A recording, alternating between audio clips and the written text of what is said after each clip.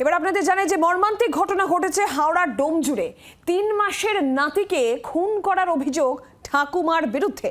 বাড়ির সামনে পুকুর থেকে ৩ মাসের শিশুর দেহ উদ্ধার হয়। ঠাকুমার বিরুদ্ধে খুনের অভিযোগে সরব হয়েছে পরিবার থেকে স্থানীয়রাও। বৃদ্ধাকে আটক করে জিজ্ঞাসাবাদ করছে পুলিশ।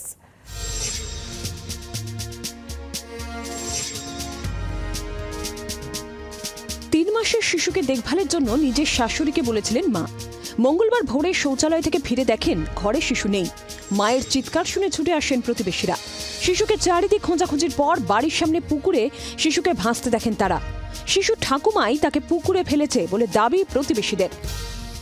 ঘন্টা পর তারপরে আমাদের কি করে জানবো, জল থেকে তুললো, জলে ফেলে দিয়েছে। আমি অনুরোধ করছি ওই মহিলাকে আমাদের হাতে তুলে দিন, আমরা ব্যবস্থা করব।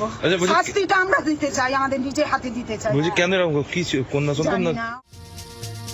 চাঞ্চল্যকর এই অভিযোগ উঠেছে হাওড়া ডোমজুড়ের সলপ পীরডাঙ্গা এলাকায়। পুকুর থেকে শিশুটিকে উদ্ধার করে ডোমজুর প্রাথমিক স্বাস্থ্যকেন্দ্রে নিয়ে গেলে মৃত বলে জানান চিকিৎসক। ঘটনাস্থলে যায় ডোমজুর থানার পুলিশ।